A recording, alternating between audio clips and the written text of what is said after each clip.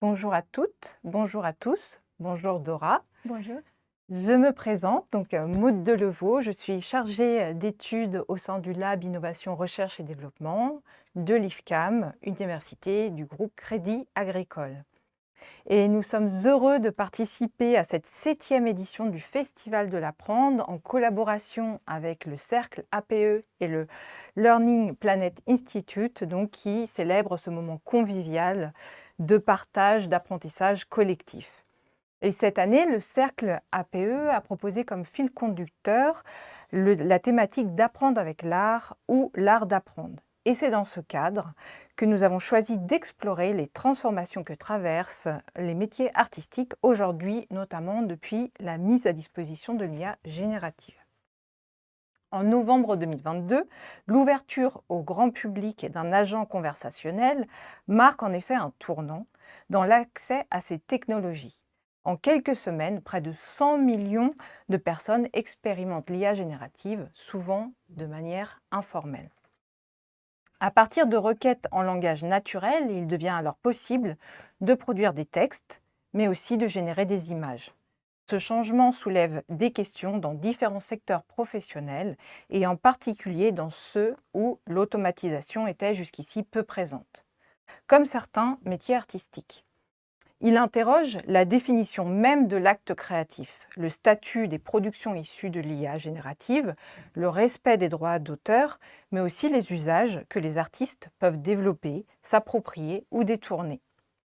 Pour approfondir cette réflexion, j'ai le plaisir d'accueillir aujourd'hui Dora Formica, qui est artiste illustratrice franco-suisse, qui est issue d'une famille d'une longue génération d'artistes graphiques.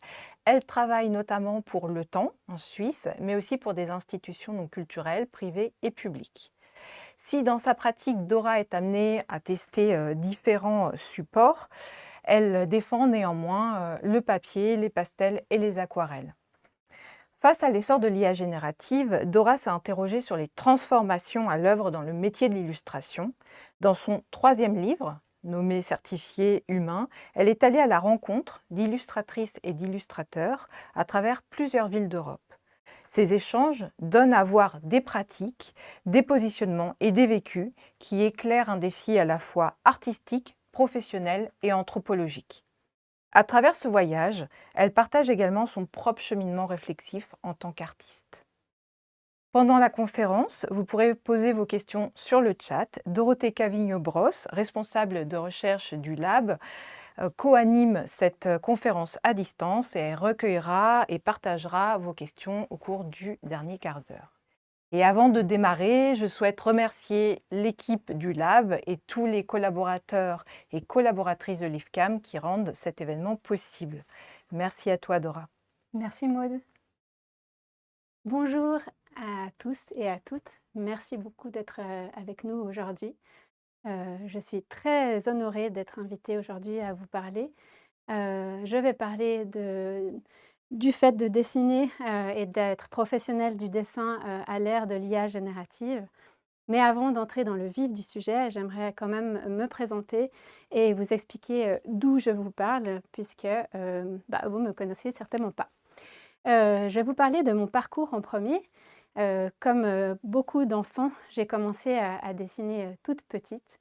Quand j'ai commencé à préparer cette conférence, j'ai un peu fait de l'archéologie dans ma cave et je suis tombée sur des vieux dessins que j'avais faits quand j'étais toute petite. J'avais 3 ans sur ce dessin, que j'ai fait quand j'avais 3 ans. Je pense que ça doit être un autoportrait. Je trouve que c'est peut-être assez ressemblant, vous m'en direz des nouvelles.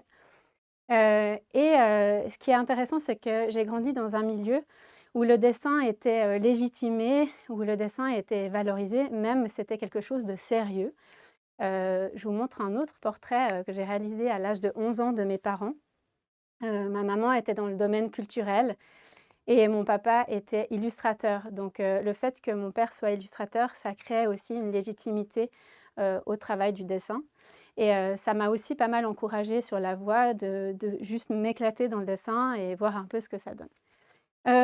N'empêche que j'ai grandi dans une petite ville au bord du lac Léman, à Lausanne, en Suisse, et je vivais pas avec mon papa. Mon papa, il était à Paris Et souvent on imagine qu'en étant, fille d'artiste, on a eu, en fait, la possibilité de beaucoup le voir à l'œuvre.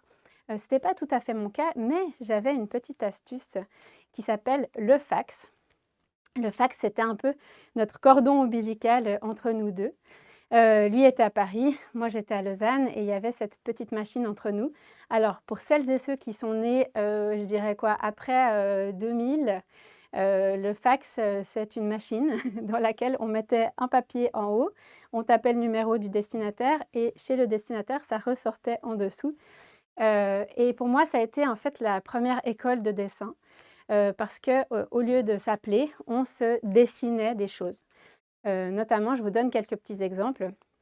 Mon papa m'envoyait ce fax, par exemple, il disait: «Je pars apporter plein de dessins à un client. Je te fais plein de bisous, Marc», et on le voit en train de marcher dans les rues de Paris, avec un cartable sous le bras et en train de penser à moi.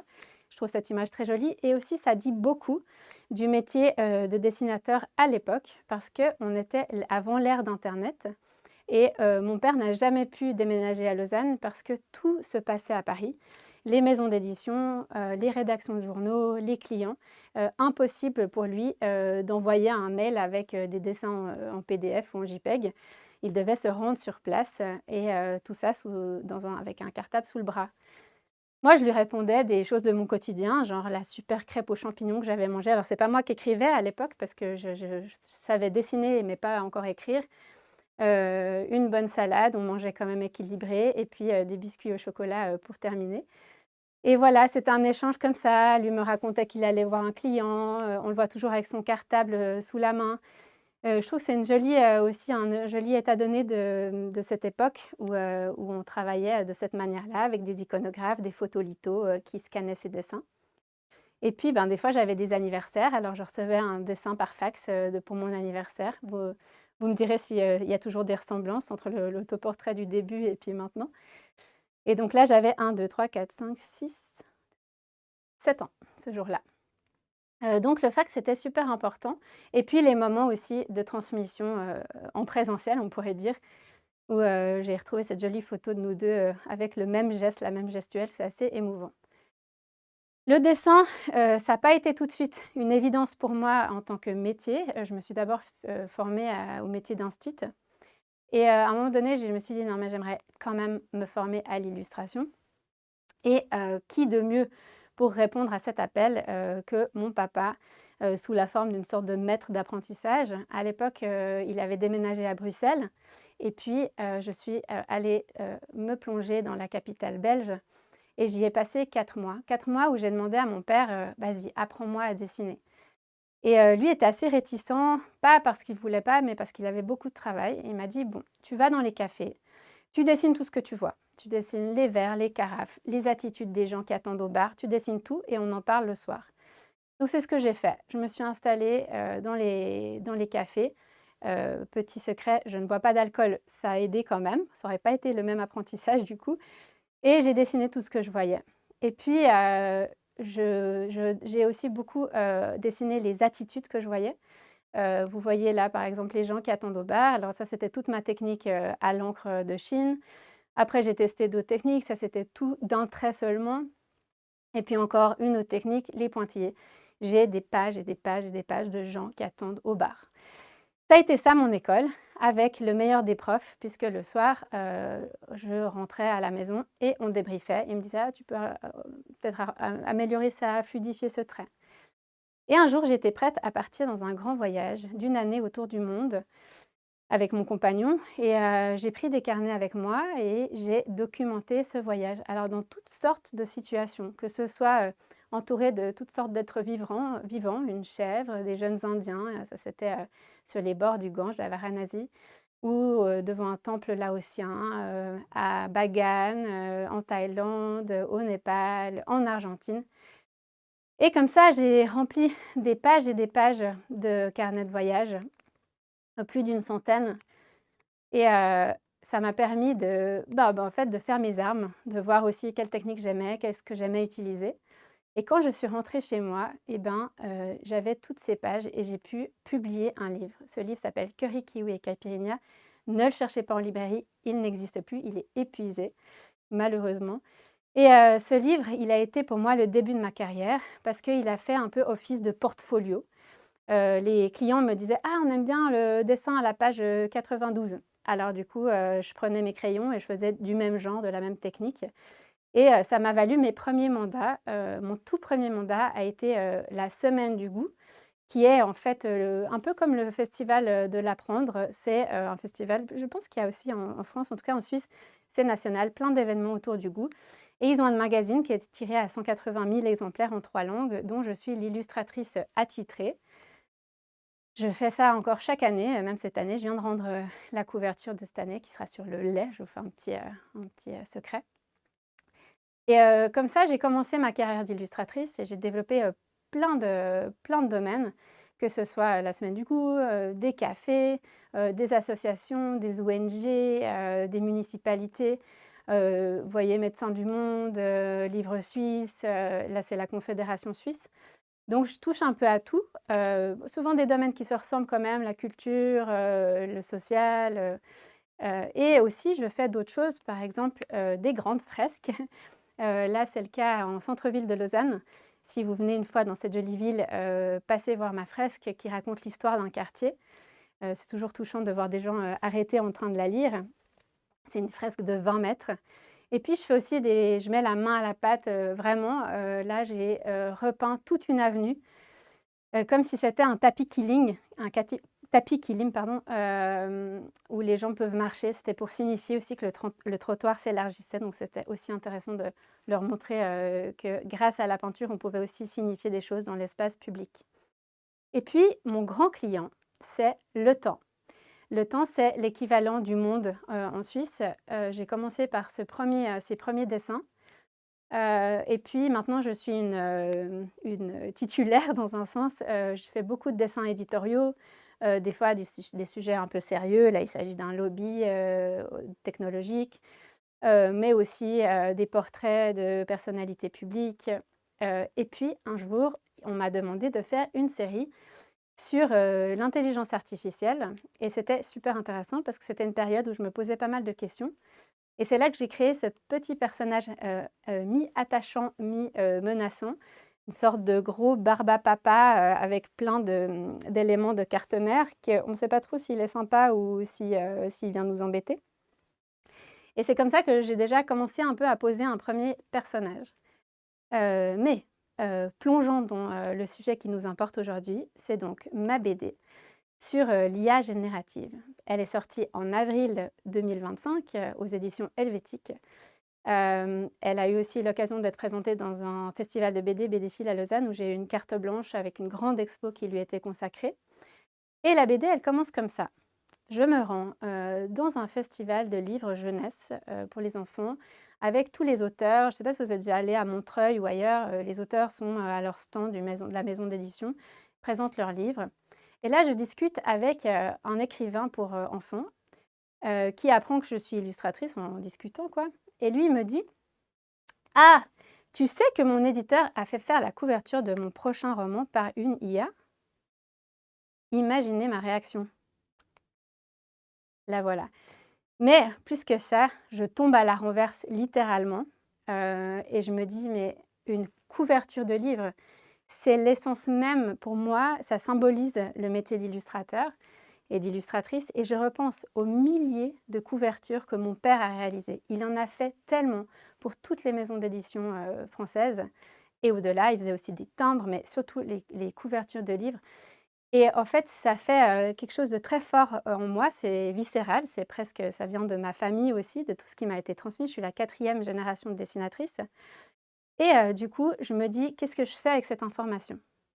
Mais je vous arrête là et on va juste faire un petit recap sur qu'est-ce qu'une IA et qu'est-ce qu'une IA générative. Alors, une IA, c'est, un aide au calcul, à l'analyse, qu'on peut retrouver dans la médecine, dans l'astronomie, dans la physique, dans plein de domaines. L'IA générative, c'est une IA qui va collecter tout ce qui se trouve sur internet pour générer des nouveaux contenus musicaux, multimédia, dessins, films et musique par exemple. Moi, je vais parler uniquement de l'IA générative, c'est celle qui me concerne en tant que dessinatrice. Je ne parle pas de l'IA, plus générale. OK, on continue? On y va. Je suis là dans mon atelier et je me dis que j'ai besoin de savoir que je ne suis pas seule parce que je me sens en fait faire partie d'une espèce menacée. Est-ce que je suis vraiment menacée par l'IA? J'ai besoin de me mettre en lien avec d'autres personnes pour comprendre quels sont leurs avis. Du coup, je suis accompagnée de mon petit personnage qui est toujours très sympa, un petit peu énervante quand même parce qu'elle a toujours le bon mot. Ce sont des vrais dialogues que j'ai eus avec ChatGPT où je lui disais: «Voilà, je veux faire une BD pour aller me mettre en lien avec des auteurs et des autrices» et elle me répondait toujours: «Mais excellente initiative, mais c'est génial!» Donc voilà, j'étais un petit peu, dans cette ambivalence ici et je me mets en contact avec, cette ribambelle, d'auteurs, autrices de BD, illustrateurs, illustratrices, dont la carrière n'aura plus de secret pour vous à la fin de cette conférence. Et je leur téléphone en disant: «Voilà, j'aimerais, te contacter parce que soit tu viens d'une génération qui est différente de la mienne, ou tu as un processus créatif que je trouve intéressant, ou peut-être que tu connais bien le travail avec l'IA». Et toutes ces personnes m'ont accueilli les bras ouverts dans leurs ateliers et c'est ainsi que j'ai pu aussi documenter leurs ateliers, vous allez voir plus tard. Est-ce que vous êtes prêts et prêtes à prendre la route et à voyager en Europe à la rencontre des auteurs et des autrices? Oui, vous êtes tous là? Ouais, super, on y va. Premier arrêt, Lausanne, où j'ai grandi et où commence mon voyage. Je ne sais pas si on entend bien là, mais je suis en train de marcher au bord des rails de Lausanne et ça me fait un peu sourire parce que l'idée de ce voyage à la rencontre des illustrateurs, des illustratrices, c'est aussi l'idée d'un voyage en train. Et je me disais aujourd'hui: «Ouais, c'est dommage, je vais aller voir Anne Wilsdorf, mais il n'y aura pas vraiment la notion du train dans ce voyage-là». Et en fait, je me trompais parce que je suis au bord des rails et il y a des bruits de train qui passent. Alors là, c'est un peu plus calme, mais juste avant quand j'arrivais, il y avait du bruit. Et on va voir si un peu plus tard, on entend encore un peu les trains passer. Ah voilà, il y en a un qui arrive. Train en direction de Genève.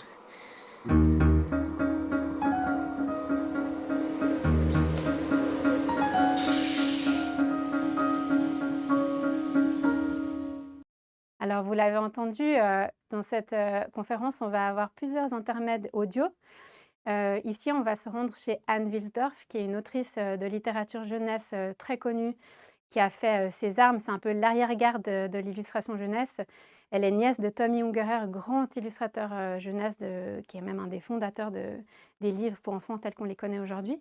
Je suis allée documenter son atelier qui est, une caverne d'Ali Baba qui est magnifique. Il est plein d'objets, il est plein de matériel et j'avais envie de documenter ces ateliers pour garder une trace aussi, parce que je me disais: «Est-ce que c'est si c'est une espèce menacée, gardons une trace de tous ces lieux, qui sont, des humains qui travaillent avec des vrais pinceaux, avec des vrais outils». Et vous verrez que plusieurs fois, à chaque fois, en fait, j'ai documenté les ateliers que j'allais visiter. Vous voyez sa table aussi, pleine de matériel, des écolines, des pinceaux, un crayon, un taille-crayon et puis sa toute petite place pour dessiner parce qu'en fait, elle dessine au milieu de toutes ses affaires. Je crois que ça la rassure beaucoup et là, moi, je lui ai posé la question en disant: «Mais est-ce que, toi, tu t'inquiètes vis-à-vis de l'IA?» Et voilà sa réponse. Toi, est-ce que tu crains pour ton travail ou tu estimes que Pour le moment, j'ai jamais eu à le craindre parce que j'ai un nom aussi et que les gens, ils attendent quelque chose de quelqu'un qu'ils connaissent. Mmh. Donc moi, j'ai déjà fait le boulot avant, mais si j'étais sur le marché maintenant, je pense que je m'inquiéterais affreusement. Donc plutôt Les jeunes, je générations? pense, les jeunes générations. Bah oui, les jeunes générations. Alors je vous ai préparé une petite, carte mentale, pour qu'on puisse au fur et à mesure de la conférence un peu noter tout ce qui a été dit, parce qu'il se dit beaucoup de choses quand même et donc elle se pose la question: «Quelles sont, les solutions, comment ça va? Quel impact sur les jeunes générations?» Moi, je pense aussi aux jeunes qui sont en école d'art maintenant. Est-ce que ça vaut la peine de se former, au dessin alors qu'on pourrait imaginer que l'IA, nous remplace?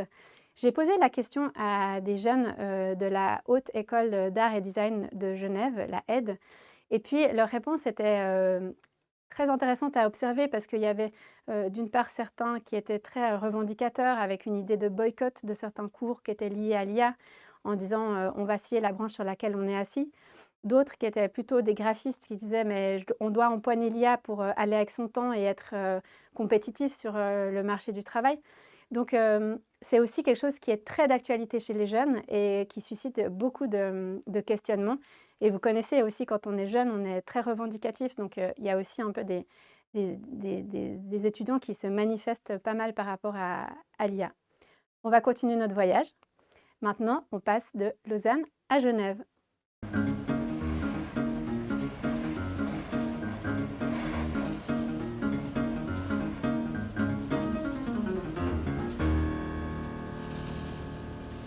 J'arrive en gare de Genève. Je vais voir Tom Tirabosco dans son atelier. Et j'ai hâte de découvrir ce bel atelier parce qu'il m'en a déjà parlé que c'était un bel endroit. Et on va voir ce que nous réserve cette journée.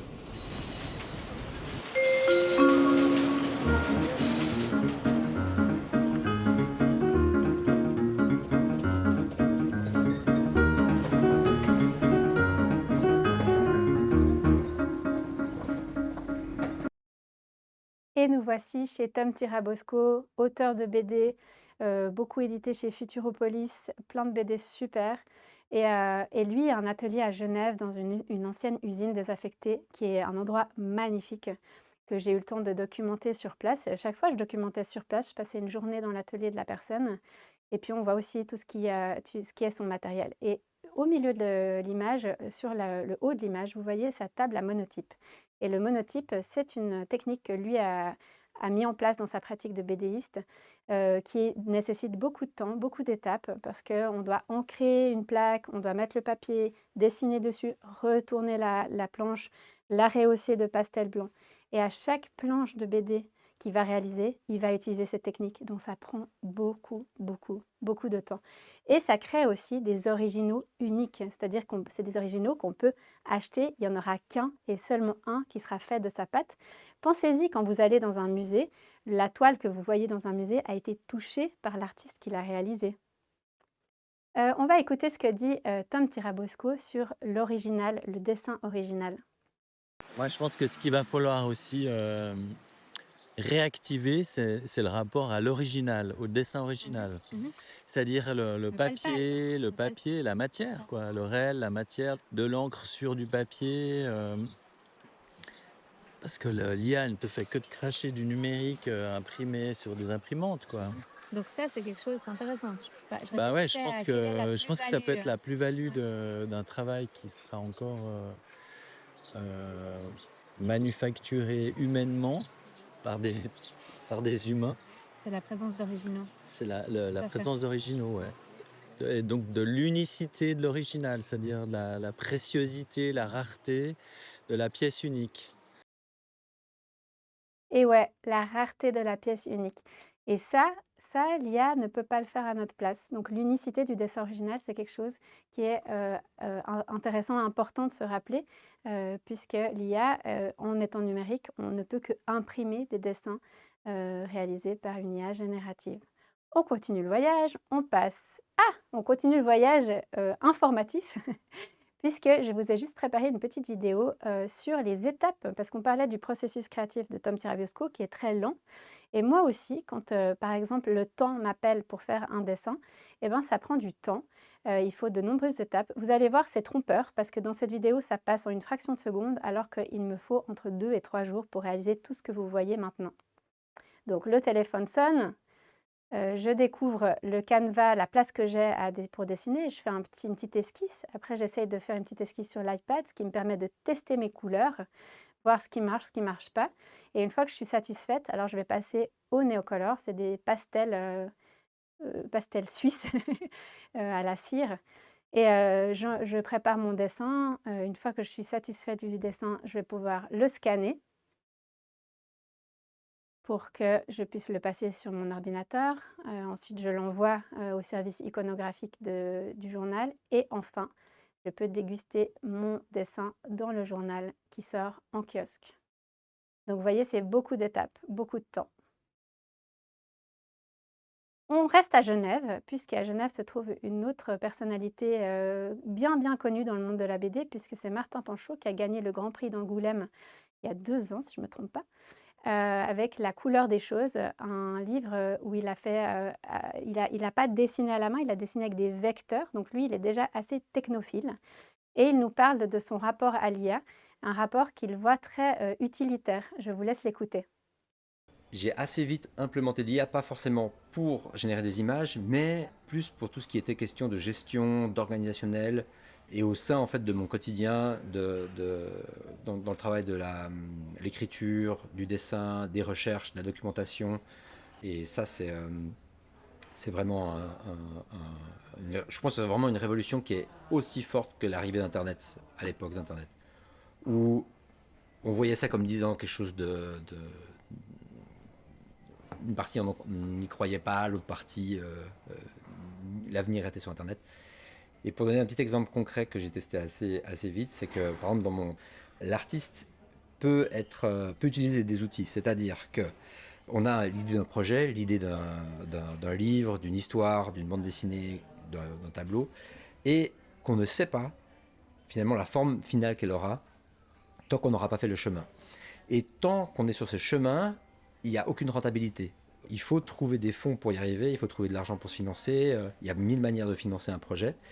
Et à un moment donné, on saura si finalement il y aura un éditeur, un public, enfin comment on fait à finir l'aventure. Et là, l'IA, tout au long de ce chemin, peut vraiment porter le projet. Et je dirais, moi, elle me permet de passer plus de temps sur les choses qui comptent vraiment, les décisions créatives, le temps de réflexion, le temps d'essai, d'erreur, et de moins de temps sur l'administration, par exemple les recherches de documentation. Et même au-delà de ça, ce que je te parlais tout à l'heure, c'était vraiment la relecture des contrats, l'aide à la négociation. Eh ben oui, parce que l'IA, on peut aussi, l'envisager comme un outil au service de l'artiste et pas au détriment de l'artiste. Et ça, c'est un usage, qu'il met aussi en avant, qui est, nouveau aussi dans les discours que j'ai entendus dans le voyage, où on avait des gens qui étaient parfois inquiets ou parfois, qui repoussaient un peu l'IA, qui la mettaient sous le tapis. Lui, il a empoigné l'IA et il s'en sert pour justement se dégager du temps, pour les choses qui comptent vraiment pour lui, comme la création ou la narration. On peut rajouter à notre petite image mentale que c'est un outil au service de la création et pas au détriment. On continue le voyage? Allez, on part en France, on va à Lyon.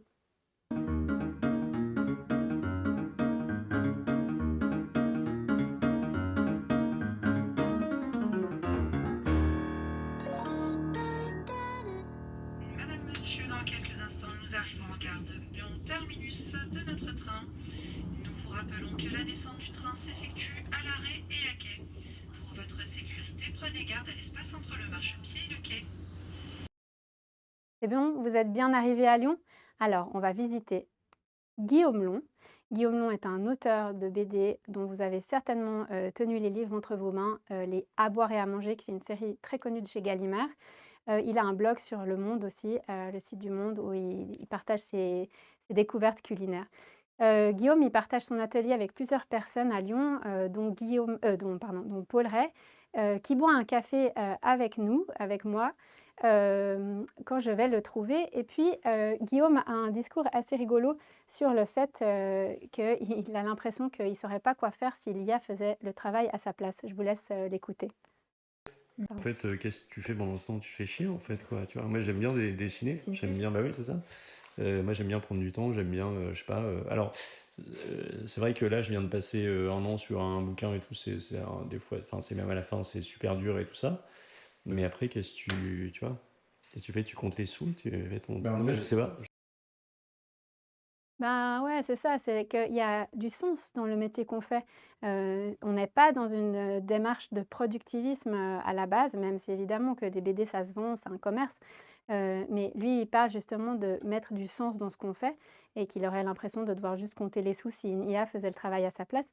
Donc c'est la question aussi de donner du sens, à son métier et je pense que c'est quelque chose que tout le monde rêve, en fait. Je vous propose d'aller voir, du côté de Bruxelles, ce qui se passe, chez Fanny Drière. Mesdames, Messieurs, dans 2 instants, notre 18h03 en gare de Bruxelles Midi sont à... Alors, Fanny Dreyer est une autrice de littérature jeunesse. Elle est actuellement en train de faire un grand projet pour une station de métro du Grand Paris, donc peut-être que vous aurez l'occasion d'aller voir une station qui est décorée par elle. Et elle, comme elle s'installe dans un microcosme de la littérature jeunesse, il y a aussi une éthique des maisons d'édition qu'elle met en avant dans ses propos. Je vous montre juste son atelier parce qu'il est vraiment très très mignon. Il est à l'image de ses dessins, tout en douceur, tout en finesse, avec son petit balai japonais pour nettoyer les scories de ses crayons. Ça aussi, c'est très humain que d'avoir de la saleté, en fait, finalement, parce que quand on utilise la technologie, tout est très propre. Elle parle justement de cette éthique des maisons d'édition. Je vous laisse écouter ce qu'elle a à dire. Donc dans mon cas, j'ai l'impression que je m'inscris dans une certaine singularité, qu'on vient me chercher aussi parce que je produis ce type de travail-là, avec ces réflexions qu'il y a derrière. En tout cas, voilà, je me sens pas du tout menacée. Aussi parce que je suis dans un milieu où je travaille pas mal dans l'édition jeunesse, et puis avec des secteurs culturels qui défendent aussi une certaine une façon de faire, en tout cas où l'intelligence artificielle n'a pas sa place. Pas pour le moment, mais je pense que ça ne l'aura pas parce qu'ils défendent aussi le fait de travailler avec des humains. Ça, et t'as entendu des gens qui disaient ça dans le milieu, des éditeurs clairement, ouais. Là aussi, les maisons d'édition avec lesquelles je travaille, elles se placent du côté des créateurs et créatrices que nous sommes, et elles sont pour élever la littérature de jeunesse vers le haut, tu vois. Donc c'est pas pour des raisons... L'économie aussi de la littérature en jeunesse, c'est tellement des cacahuètes que je suis pas sûre qu'ils y gagnent aussi à faire bosser une intelligence artificielle à notre place, en fait. Bah oui, elle dit l'économie, c'est tellement des cacahuètes, c'est assez rigolo comme elle le dit. N'empêche que au dernier salon du livre de Montreuil, bon nombre de maisons d'édition avaient choisi de faire des couvertures par une IA, ou des cahiers de coloriage ou des livres jeunesse. Donc en fait, il en va aussi de l'éthique des maisons d'édition, ou tout simplement, de manière générale, des clients. Si mes clients typiquement décident de se tourner plutôt vers l'IA que vers moi, eh ben, ils ont fait un choix, et c'est le choix de l'IA plutôt que de l'humain. Donc à la base, c'est le choix, c'est quand on choisit, on vote dans un sens, donc c'est aussi une question de choix, à qui on donne le travail. Et donc on peut rajouter à notre petite carte mentale l'éthique et le choix des maisons d'édition et des clients. On continue notre voyage, on était à Bruxelles et nous voilà en direction d'Amsterdam.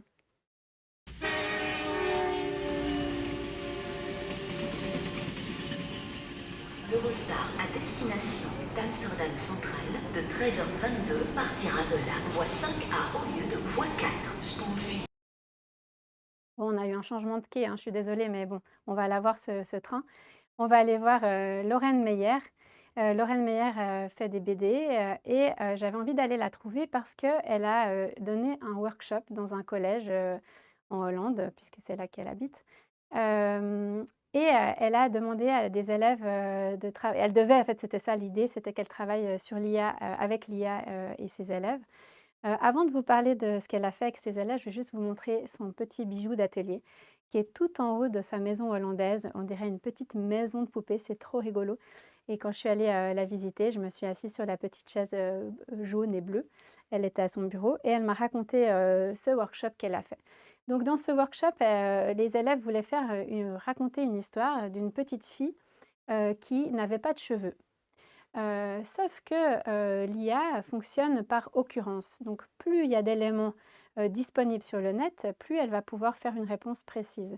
Sauf que des petites filles sans cheveux, il n'y en a pas beaucoup, peut-être fort heureusement, sur internet. Donc à chaque fois, l'IA lui mettait un couvre-chef. Casquette, chapeau, n'importe quoi. Et en fait, ça a été très difficile pour les élèves de créer la BD comme ils le voulaient. Ils ont dû adapter leur scénario parce que l'IA, en fait, n'allait pas dans le sens qu'ils voulaient. Mais Lorraine Meyer m'a mis la puce à l'oreille sur une autre question, une question très, très, très importante et très problématique, qui est la question de l'environnement et des ressources naturelles qui sont utilisées pour faire fonctionner l'IA à travers les data centers. Et vous allez entendre que dans l'audio, quand elle me parle de ça, je n'avais pas encore percuté parce qu'on est en 2024 et j'essaye de faire un état donné de là où on en était en 2024. Et même moi, qui suis dans une recherche apprenante en fait sur l'IA, j'avais pas tellement réalisé l'impact de l'environnement, l'impact de l'IA sur l'environnement. Écoutons ce qu'elle a à dire. Après, voilà, ce que j'ai découvert, c'est que ça consomme beaucoup plus que Google ou que d'autres trucs. Donc effectivement, maintenant je réduis et j'essaye de pas du tout l'utiliser parce que Quand tu dis ça consomme, c'est que ça te prend beaucoup de temps. Non, c'est l'écologie. Ah, c'est en termes d'écologie. Ouais, ok. en termes de data et de consommation Intéressant. d'énergie et tout ça. Donc effectivement, là-dessus, j'essaye de pas le faire en fait. Faut choisir quand tu le fais, quoi. Voilà. Ah oui, l'écologie, vaste sujet. Sachez, peut-être que vous le savez déjà, c'est beaucoup passé dans les médias, générer une image, c'est comme faire 25 km en Renault Zoé, par exemple, en termes d'émissions CO2, ou une recherche sur ChatGPT, c'est 2 à 5 litres d'eau pour refroidir les data centers. Donc, ça a un impact conséquent sur l'environnement et c'est à se poser la question de quand est-ce qu'on l'utilise, quand on ne l'utilise pas. Et c'est vrai que ça a été une grande découverte pour moi à ce moment-là parce qu'on n'en parlait pas trop. C'est au moment où j'ai dessiné ma BD que j'ai pu trouver un article de la RTS qui en parlait justement.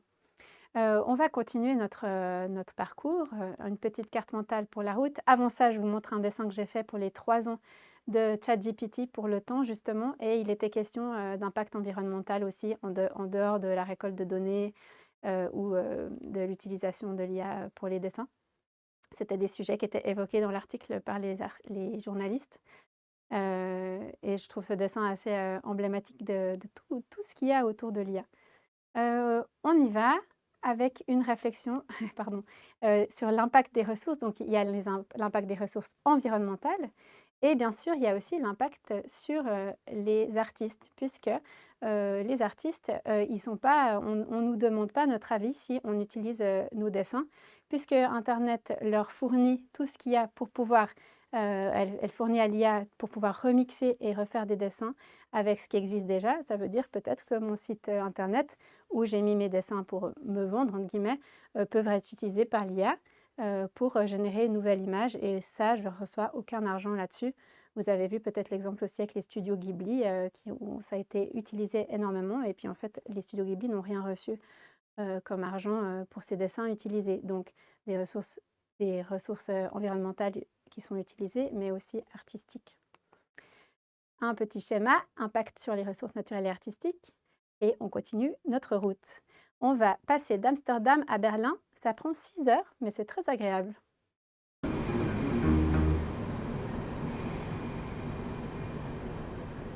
Je suis arrivée à Berlin Hauptbahnhof.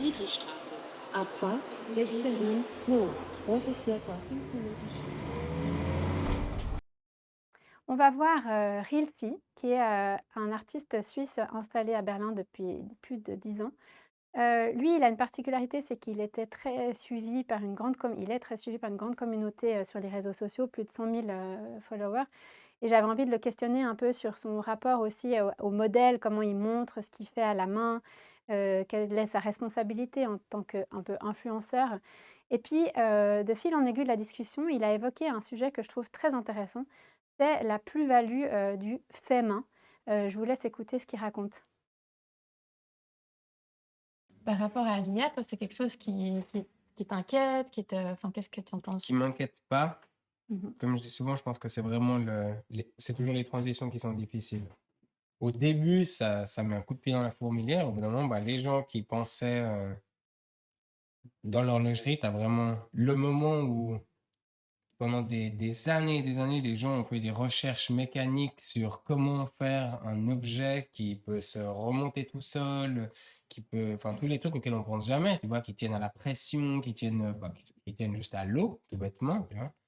Et tout d'un coup, le quartz est arrivé. C'était des montres plus petites qui valaient 1 centime du prix et qui marchent mieux. Donc, évidemment, tout un groupe de personnes se sont naturellement et puis de bon sens aiguillés là-dessus, sans vouloir faire de jeu de mots. Mais par la suite, ça a scindé les gens entre ceux qui veulent une montre juste pour l'outil, enfin, pour l'utilité, et ceux qui admirent la beauté de la technologie, technicité, je sais même pas comment... Et oui, et donc ça, c'est un aspect aussi qu'on pourrait imaginer dans un côté plus positif que l'IA amène une plus-value au fait main. Ça pourrait être même certifié humain, typiquement comme le nom de mon livre. Donc ça, c'est un élément que j'ai rajouté aussi à notre carte. Donc l'idée qu'on puisse valoriser un savoir-faire. On prend le train une dernière fois pour passer de Berlin à Munich, non, une avant-dernière fois, où on va aller voir une autrice de BD allemande. Et voilà, la gare de Munich. München Hauptbahnhof. Alors on va voir Barbara Jellin, qui est une pionnière de la BD en Allemagne. Et elle a un atelier chouette aussi. On voit qu'elle a tout son univers. Et la table qui est au fond à droite, c'est une table où elle travaille debout. De cette manière-là, elle m'expliquait que quand elle travaille debout, elle travaille avec tout son corps. Et les racines que vous voyez sous ses pieds, c'est ce qu'elle me donnait comme image, qu'elle avait l'impression d'être enracinée au sol et qu'elle était très gestuelle dans sa manière de dessiner. Vous allez l'entendre, prenez pas peur, il y a un petit bout d'allemand, mais après on entend la traduction. Ich glaube, dass ich mit meiner Arbeitsweise noch zumindest eine Zeit lang in einer Nische bestehen kann. Je pense que ma méthode de travail me permettra de rester dans une niche pendant au moins un certain temps, parce que je travaille de manière analogique. Es ist nicht meine Stärke. Meine Stärke ist dieses gestische Malen, du hast das gestisch genannt, wirklich mit Materialien auf dem Tisch, die nicht komplett Alors, j'ai déjà travaillé en numérique et en fait, ça a rendu mes dessins moins bons. Ce n'est pas mon fort. Mon point fort, c'est cette peinture gestuelle, vraiment avec des matériaux sur la table qui ne sont pas complètement contrôlables, où les couleurs se mélangent toujours et où je ne peux plus vraiment saisir la nuance exacte.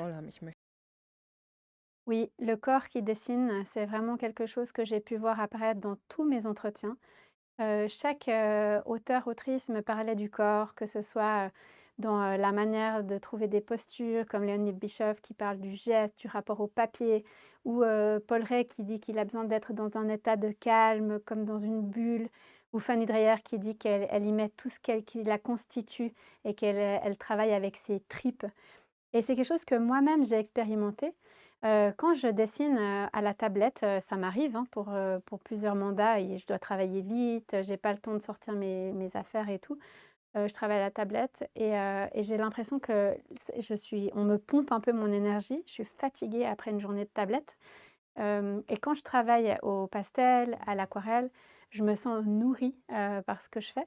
Et j'ai trouvé cet impact sur le corps très intéressant et ça a beaucoup résonné en moi quand je suis allée à une conférence de Alain Damasio, écrivain français de science-fiction, qui parlait de incarner, désincarner par rapport à la technologie. Il a sorti un livre qui s'appelle La vallée du silicium, où il s'interroge sur la technologie et notre rapport corporel à la technologie.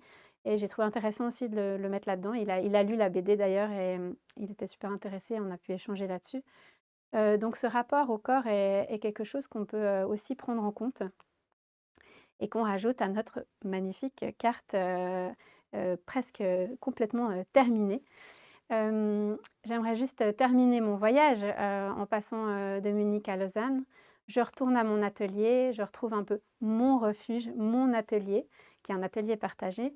J'ai mon espace à moi aussi, avec tout mon univers. C'est ça aussi qui m'inspire, mes plantes, mes petits crayons, mes bibelots. Et puis, mon état du début de sidération, l'impression de tomber dans le vide, s'est apaisé. J'ai comme un sol sous moi, quelque chose sur lequel me reposer, parce que tout ce voyage réflexif m'a amené une multitude de réflexions, une multitude de pistes de réflexion. Et c'est pas binaire, c'est pas tout noir, tout blanc. Il y a des ouvertures, il y a des perspectives, il y en aura certainement aussi. Donc, c'est pas défaitiste, c'est juste un retour à la réalité sur le sol. Et je me retrouve avec toutes ces informations que j'ai pu glaner tout au long de mon voyage et que vous avez pu glaner avec moi.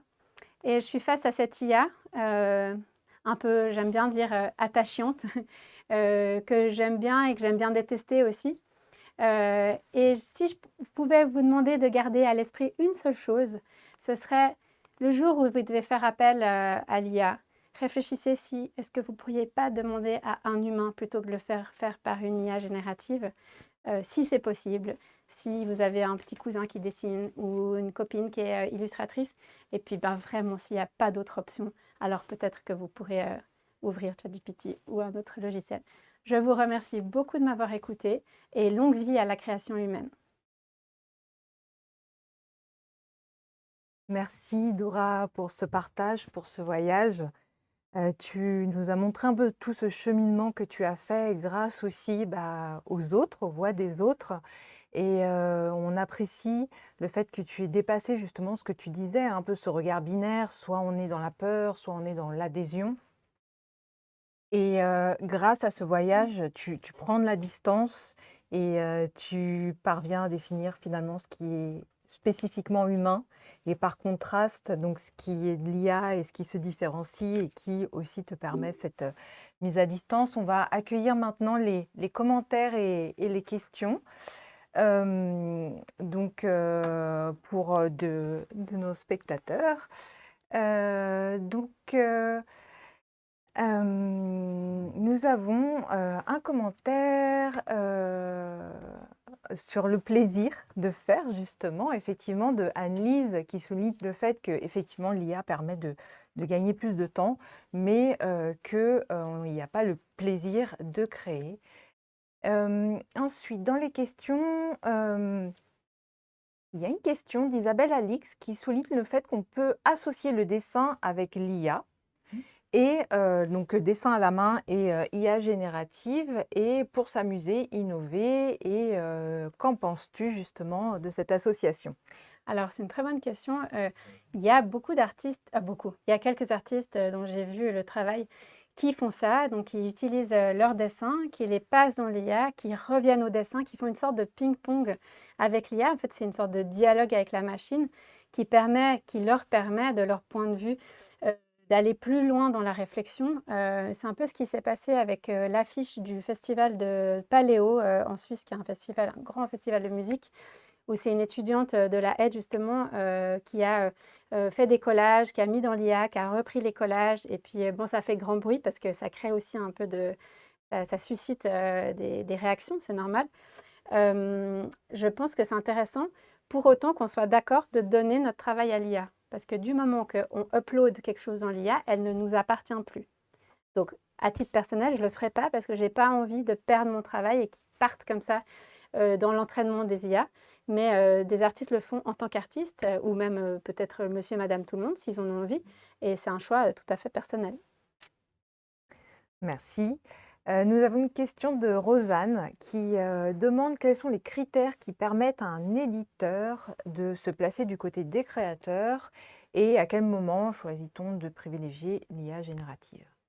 Alors, je pense que ça part beaucoup de l'éthique. Je parlais d'éthique, ça peut être déontologie. C'est de dire, mais à quel moment l'éditeur se sent OK de prendre une IA plutôt qu'un humain. L'idée, c'est de soutenir les artistes, qu'il y en ait toujours.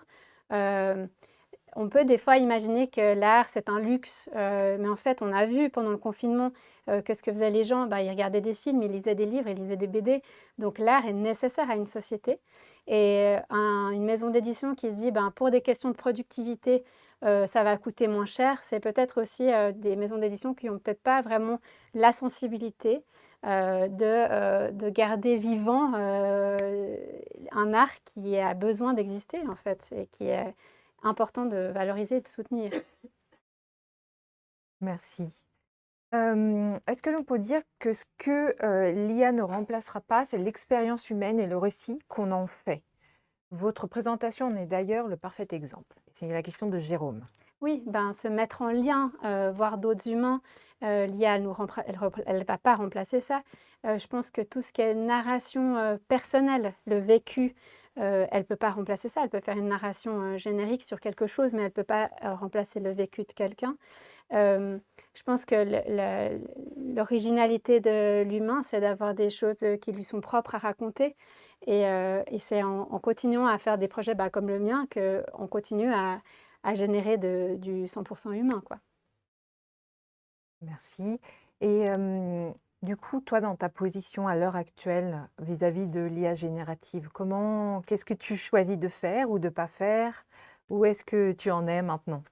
Alors, ça n'engage que moi. Attention, oh pardon, je fais des bruits avec mon micro maintenant. Ça n'engage que moi. Je suis pas une grande technophile.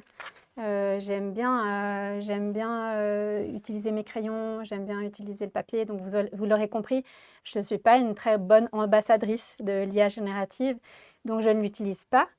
Je l'ai utilisé pour la BD, pas pour générer mes dessins évidemment, mais pour les dialogues que j'entretiens. Vous verrez si vous avez le livre entre les mains que je dialogue avec l'IA et elle a toujours son petit mot à dire. Ça, j'ai reproduit des véritables dialogues que j'ai eus à un moment donné, puisqu'elle évolue tout le temps, hein, mais à un moment donné, je lui ai demandé et j'ai reproduit ces dialogues mot pour mot. Donc, j'utilise très très peu et je m'en porte pas plus mal. Voilà. On a une question sur le nom de ton livre. Donc, on l'a dit en introduction, mais je te laisse le Oui. redire. Alors, c'est Certifié humain aux éditions Helvétique, que vous trouvez partout dans les bonnes librairies en France. Et s'ils ne l'ont pas, il faut le commander, c'est pas du tout un problème. Et c'est marrant parce qu'au début, le titre de travail du livre, c'était Espèces menacées.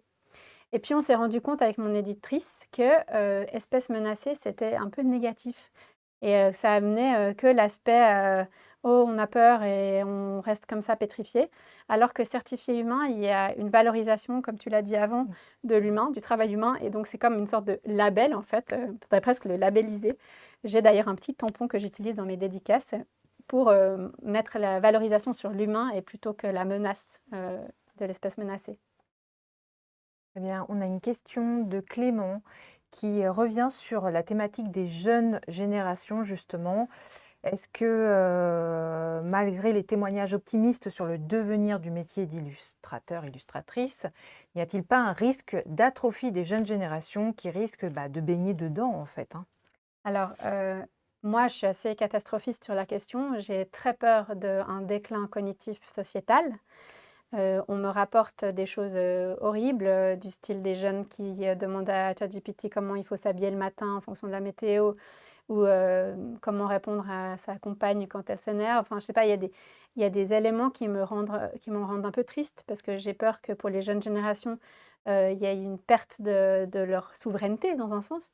Je pense qu'il est très important que nous, en tant qu'adultes, on mette des garde-fous, qu'on fasse très attention à nous-mêmes, pas tomber là-dedans. C'est la même chose avec les smartphones, quel exemple on donne, comment on l'utilise avec les jeunes générations.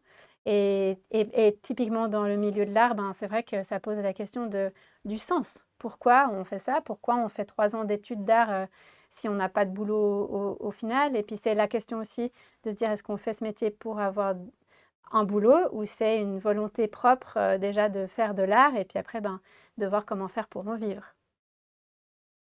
Merci. Alors, je ne sais pas s'il y a des dernières questions ou commentaires sur le sujet. Suspense. Oui, suspense. La distance crée justement ce temps.